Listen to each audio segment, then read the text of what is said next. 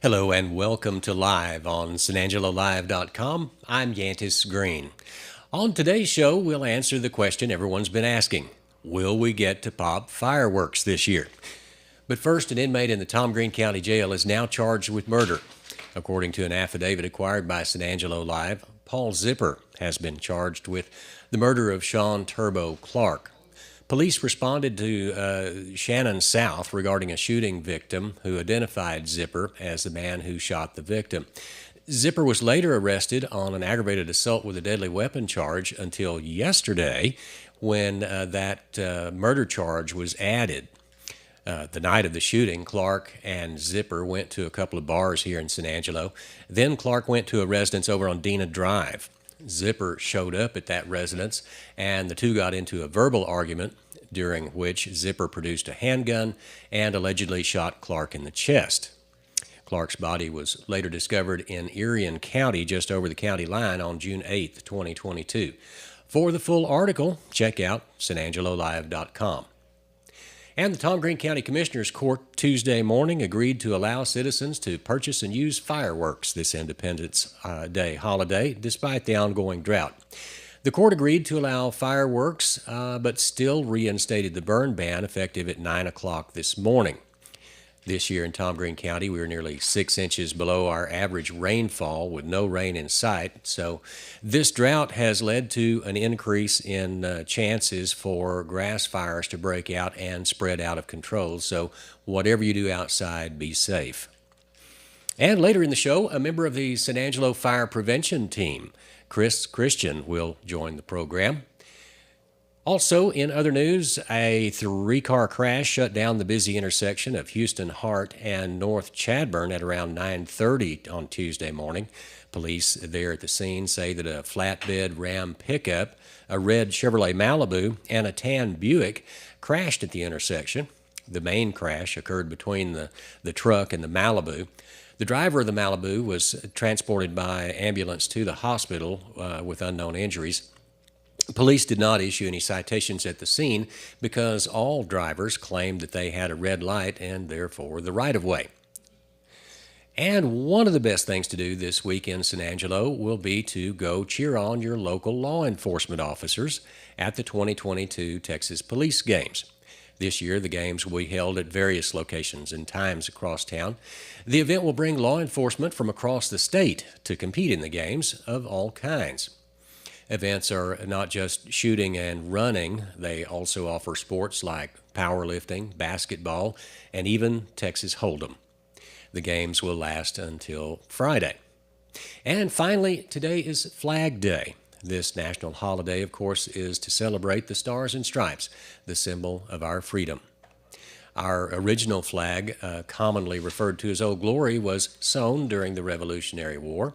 Some say Betsy Ross designed the first flag. Others believe a man named Francis Hopkinson was responsible. Either way, there have been 27 different versions of the American flag over the centuries. This one we see today has 50 stars and 13 stripes. After the break, Fire Inspector Chris Christian with the San Angelo Fire Marshal's Since Office 1990 will join the show. We'll be right back. Angelo Bolt has been the leader in San Angelo and the Concho Valley for industrial fasteners, tools, and supplies. With our extensive inventory, we will most likely have what you need for any commercial or personal job. Our knowledgeable staff has many years of experience to assist you in finding the tool or fasteners you need. At Angelo Bolt, customer service is our top priority. Come see us today at 808 Warehouse Road or call 655-0075. Power, durability, comfort. This season, you could have it all with a bad boy in your garage. Every bad boy is built from scratch in the heart of America. Built to outlast the lifetime. Bad boys are fully welded with heavy gauge steel construction, engineered for all-day comfort, powered by high horsepower engines, and deliver the perfect cut. This season is the season for a bad boy. Mow with an attitude. Come get your bad boy mower at Henderson Tractor and Implement on Christoval Road. Well, hello, this is Joe Hyde. I'm back. We have a special guest today from the City of San Angelo Fire Marshal's office. It's fire inspector, fire investigator, Chris Christian. I thought it'd be kind of cool to talk to a guy from the fire investigation office, fire marshal's office, because a lot of the stories that we cover here have to do with the fire department, and we get the no kidding lowdown on how that fire happened from people like Chris. So welcome to the show, Chris. Thank you. Thanks for having me. And you know, it is fire prevention. That's what you want to talk about, but you have me as your interviewer. So we're gonna talk about some fires. All right. I'm here for it. Let's do it. Well, you know, one of the things that happens, and I don't know if people understand this, from a news reporter's perspective, we'll hear the call on the scanner about a fire, and they're usually rolling one engine or maybe two engines, and maybe ladder 1 or ladder 7. You know, you hear that, and we'll wait until they get there, because a lot of times it's just a kitchen fire or something like that. Do they actually call the fire inspector or the fire investigator to investigate the grease fire on the stove? Well, yes, sir. If it catches fire, they're calling us. So whether it was a stove fire or someone left a pizza too long in the oven, if it Really, a pizza? You have to investigate pizza fires? I have responded to a pizza. Well, the thing is, they didn't take it out of the box, and then next thing you know, you got a fire. So they have a frozen pizza they left in the box and they put it in the stove. Happens. Okay. I didn't know that there are that many Aggies in San Angelo, but anyway. One of the other things that I've seen, like you'll see like the big fires, and a lot of times, this is just my anecdotal, observation, is that a lot of these older houses, particularly on the north side of the loop, they're like tinder boxes. I mean, they're wood frame with wood exterior, hardly any brick in them, and those things. I mean, we've responded to report on those kinds of fires over the years, a lot of them. I mean, I would say every block probably has one or two houses that have had that. When you go in that, let's say it's an attic fire, do you actually crawl up in the attic after the fire's done? If it's safe enough to do so, I will. So have you ever had an experience where you kind of, it was kind of questionable whether or not you should? We have had quite a few fires where you kind of take a step back and you look and you're just like, all right, can I go in here? Should I not? And the thing is, we have tools and everything to, shore the house up if we need to, make sure that it doesn't come collapsing down on us while we're in there doing our investigation. Right. Sometimes once we're done, we may have to pull the whole house down, I guess, just to make sure that it's safe for others so no one else goes in there afterwards. We try to make sure that it's not just safe for us and the responding firefighters, that it's also safe for the public, because a lot of the times once it's all said and done with, of course, we have families that want to go back in and grab, all their personal belongings and stuff like that, and we don't want to leave the scene and then possibly something happens after the fact. Is there ever something that like a fire investigator looks for that is always the telltale sign? I mean, to me, when I hear about this you're investigating the fire, the cause of the fire, I'm thinking, what are they going to find in that charred rubble? So what do you kind of look for when you're doing, let's just say it's a major fire and you're looking for what was the cause of that fire? What does a fire investigator look for? Well, we've all kind of gone, me and the other fire investigators have gone through our training to be able to look and read pretty much the pattern of a fire.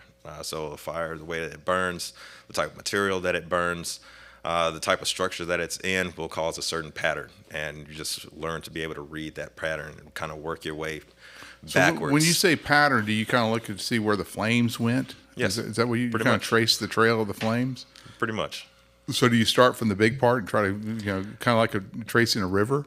You kind of work your way back and see, like, all right, well, it's more burnt over here than it is over here. Just kind of work your way backwards to where you see most of it burn at, and then you just kind of start eliminating possibilities. Right. Your mind may go through multiple scenarios as you're digging through all that stuff, but then you find that one scenario that makes sense, and you try to.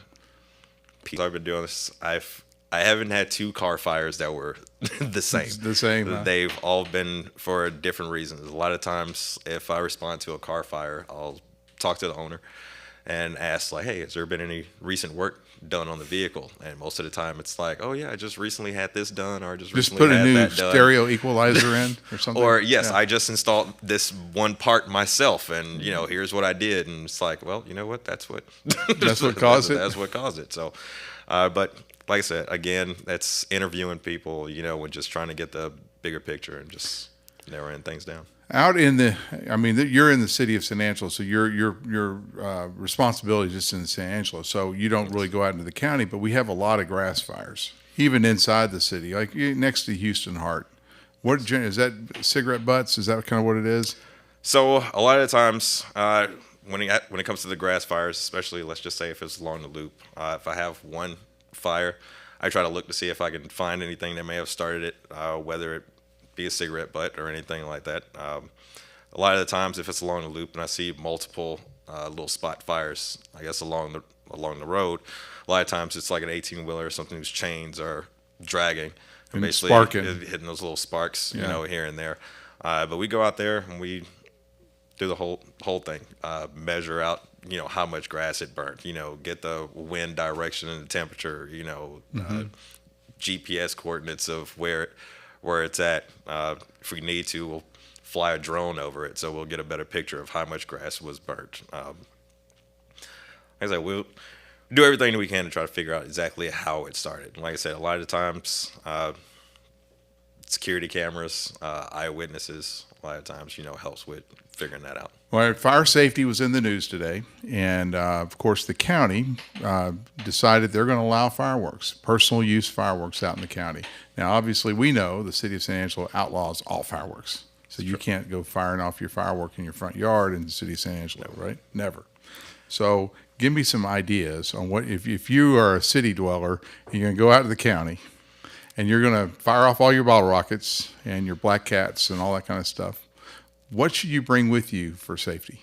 All right. So, raise a good point. There is no shooting fireworks in the city limits, and that also needs to be known that limit is not just set where the city ends. It's also another 5,000 feet past that. So, if you are going to go out into the county and shoot fireworks, only thing that we can really ask is that you follow the instructions. Will you read the instructions on the fireworks? They're in Chinese. Well, I know a lot of people don't actually follow the instructions. Let's not tie a bunch of them together and shove them in a bucket and, like say, hey, let's see. Or try to juice them with gasoline or something. Or anything like that Yeah. and just see what happens. So let's not do that. A lot of times we'll say also that alcohol along with fireworks doesn't always end well. So try to say never leave small children alone with the fireworks. Make sure that they're being attended to, make sure Right. someone's watching them, and just make sure that you have a way to, a bucket of water to soak all of your fireworks after you're done. Because the thing is, they can still stay hot, very hot, for a long time after they've already been done. And that's what a lot of people don't realize. Well, I think most people in the county don't pick up their fireworks because it's a guaranteed news story on July 5th to go out to all the parks in the county. Foster Park, Mineral Wells Crossing, wherever the Equalization Channel levee there, and it is a madhouse mess. Yes. So that's another thing also, just picking up after yourselves, because like I said, not just, all right, I throw my stuff in a bag or in a trash can, and now next thing I know the trash can is on fire. If you leave this stuff laying around for the wind to blow it all over the place, then now you have a wildland fire. Right. And that we certainly don't want. Our winds have been pretty high lately also. I mean, we've been getting gusts of like 25-mile-per-hour winds, and plus it's very dry outside right now. I mean, we're kind of at a cooler day at 99 today, but moving on. It is cooler. 99 is a lot cooler than 103 yesterday. Exactly. Right? It's about to jump back up to 103 or 104 Right. as the next couple of days go. So it's been very dry out there, and so we just want to make sure that we're being careful of where we're putting our fireworks. If you're smoking, Be careful where we're throwing our cigarette butts. Make sure you're disposing of those properly also. We just don't want to see anything happen where we're out there chasing a huge wildland fire. One last question. When we're covering these news stories, one of the most popular things that people want to know, the most important thing sometimes people want to know is, what about the pets? What about the dog? What about little Ruffy and Fifi, the cat? So, the fire department does a good job of rescuing pets also in these fires. Talk about that. So the fire department, when they show up, they will do everything in their power to get you, your loved ones, your pets, and everyone out of the house. I can say this, that if you have a fire in your home, your main goal should be to get yourself and your loved ones out. So get the humans out first. Get the humans out first. I know a lot of us, treat our animals like our pets, our loved ones. And I would not want someone to return back into a home if you've already made it out. And then next thing I know, we have to come look for you also. Once you've made it out of the building, stay out. Let the fire department know when they arrive if there's anyone missing, or even if it's your pet or whatever, and let them go in, because they're the ones that have all the gear on. They're trained to do it. They're prepared to do it. I said, I've seen it too many times where somebody has made it out of a house, and then they go back inside to retrieve their cat or their dog or whatever, and then they don't make it out the second time. You've actually seen that happen before. Yes. Someone didn't come back out. Well, Chris, what is it? This is my final question. You're a fire inspector. Yes, sir. What is the career progression? Do you start out as a fireman and then you kind of work up you that way, or is there special fire inspector, fire investigator kind of school you go to, and you kind of skip all the firefighting? How does all this work? Well, I've had a couple of different fire inspectors that I've talked to at different places. I guess kind of taking different paths, I guess, to get to where they're at right now. I can only speak for my path. I started off as a Air Force firefighter. I've done 15 years active duty. I've still been in the reserves. You don't look that old. Well, I've been in the reserves now for another 4 years. So you're almost 20 years into in the Air Force, huh? Yes. All right. What kind of airplanes do you work with? Well, actually, I'm a firefighter in the military also, so I still respond to emergencies. I still, toss all the gear on and go in and fight fires. But, after I left active duty, I still remained a firefighter for a little bit before I came over to start doing this. So That's really cool. So military is a good entree to get into. I started right up here at Goodfellow, so I guess they have the school there, so you have to start there. Came here so for did tech you ever school. put a fire out on an airplane? I have. So, but we respond to, structure fires, grass fires, aircraft fires, a little bit of everything. So we do a lot of medical responses also. So I got a lot of well-rounded training during my time as an active duty firefighter, and got a chance to see the way different fire departments do things. We've lived in New Mexico, California, South Dakota, New Jersey, all over the place. So it's just awesome. So you were up at Ellsworth with the B1s. I was, yeah. So So I had a guy is. like you save my life. I'm sorry I'm extending this. I had a guy save my life. I'll tell you a little flying story. So I was a B-52 instructor pilot at Barksdale, and I landed on runway 16 there. This was on a training sortie. I had Chucklehead in the other seat, and I was trying to teach him how to do touch and goes. And we've done multiple touch and goes, and we landed, and I think it was a touch and go, but I felt like I just ran over a big curb. It went kaboom like that right when we landed, and I said, that doesn't sound right. So I took the jet, I pulled the throttles to idle, and I came to stop, deployed the drag chute. And someone said, hey, there's a min-fuel jet on final. Can you pull off? And I shouldn't have done that. But I pulled off, and we had fire trucks coming out. And of course, fire trucks roll for anything in the Air Force, right? Pretty much. And anyway, the fire trucks rolled. Anyway, there's a fire in my rear left wheel well because the brakes had overheated because that brake was locked up, and we'd done a bunch of touch and goes on the locked up brake, and it finally killed one of the tires, or one of the tires blew, right?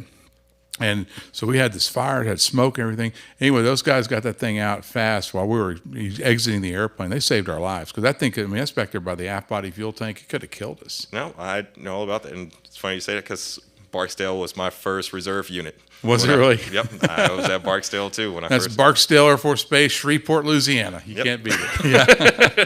Yep. Anyway, well, Chris, thanks for coming on our show today and talk about fire safety. And for the audience, I'm sorry we had to go into a little airplane stuff, but he said he was in the Air Force, so we had to talk about that. But we'll be right back with the wrap up of the news with the answers. Thank you. All right. Power, durability, comfort. This season, you could have it all with a Bad Boy in your garage. Every bad boy is built from scratch in the heart of America. Built to outlast the lifetime. Bad boys are fully welded with heavy gauge steel construction, engineered for all-day comfort, powered by high horsepower engines, and deliver the perfect cut. This season is the season for a bad boy. Mow with an attitude. Come get your Bad Boy mower at Henderson Tractor and Implement on Christoval Road.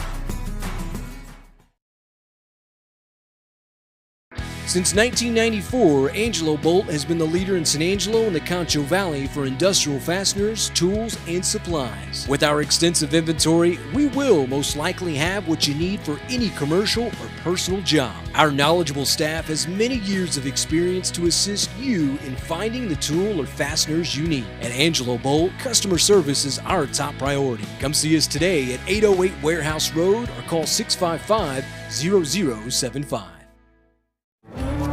Ask Brock and he'll tell you the only thing that's as fun and fulfilling as riding one 1,500-pound bull is riding 37 horses. Bad Boy. Mow with an attitude. Come get your Bad Boy mower at Henderson Tractor and Implement on Christoval Road. Welcome back. Just a quick reminder, don't forget to like us on Facebook, hit that bell on YouTube, and of course catch up Monday through Friday at 4 o'clock on this regular news program, streamed live on SanAngeloLive.com. At San Angelo Live, all we do is news. We don't air game shows or soap operas. We don't play music all day. We do news. We end the show today looking back into the past, last year. In 2021, the housing market in San Angelo was in desperate need of more houses. Later this week, we'll talk to one of the main agents in town. But before then, here's a look at how things looked just a short year ago. Thanks for watching, and we'll see you tomorrow. It's the sound of the final touches to a new home. A miter saw to some, but it's the application of trim and baseboards on the way. But like this rare find in wallpaper, are homes in San Angelo that stay on the housing market. 37 days was the average amount a home was on the market in 2020. As for new homes, well, it seems they can't build them fast enough, as Ryan Newland, broker and owner of Newland ERA & Company, explains. Any new home that gets built in San Angelo generally will sell before it's completed. A seller's market during a housing shortage is what we're experiencing in San Angelo. Kristen Oliver, executive officer of the San Angelo Home Builders Association, sheds light on what was said about this 2 years ago and the effects of a continued shortage. As a housing study showed back in 2019, they foresaw a demand of nearly 3,700 homes that we would need in the next 2 years. And they were right. Apartment occupancy was at 98%. It's been at 98%. And so there's been a huge need to bring in, because we really can't bring in any new industries and businesses if we don't have any place to house these people. Like everywhere else in America, new homes equals growth of an area. But at this point, it's the price of materials that are making it difficult. We don't see as many starts. The lumber prices have fluctuated, so there's not as many new home starts. It's hard for me to acquire materials. Lumber prices year over year, March to March, have gone up 180%. A year ago, someone would ask, well, what's a house cost per foot? I'd say 150 to 60 a foot. Now I tell people it's 175 to 185 a foot. According to reports, the cost of lumber is making its presence felt and could mean an additional $24,000 to build a new home. As for how this shortage started in the first place and what's being done to fix it, it's such a complex issue because we have the shutdowns that they had, especially up north. This is where the sawmills are, and so the production has gone down. But they've also saw that they were able to increase the price, so they're making a lot more money, and not working. And so, but I know the National Association of Home Builders has really been talking to the White House, trying to get them to make some concessions, trying to get some relief for the market. And because if we don't do something now, if it continues to skyrocket, it's going to put the housing market at a standstill. A lot of the products that we deal with are manufactured products. So if we can get those people back to work, get the supply chain filled back up, I think we'll get the ship righted and we get back on to business as usual, hopefully. Newly built homes in a neighborhood or community means progress. In this thriving housing market, the question now becomes, where will land be developed for new homes? In the city of San Angelo or neighboring communities? We're reaching a point where there's no more available lots to build on. And so that's something that we're working with the city. We're working with the ETJ and maybe expanding that, and so we can expand that. But with that becomes costs of water, sewer, and those infrastructure costs are not cheap. As a developer, I'll just tell you, it's easier to develop out in the country because the roads don't cost as much. You don't have to do all the curbs and things that you have to do in the city. New homes are selling extremely well. Every home is selling well right now. So we need new land to get developed. We need the builders to continue to build.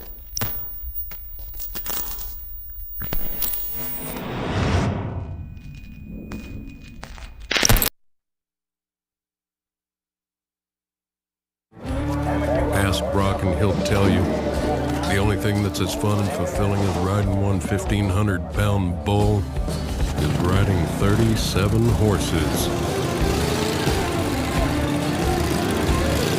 Bad boy.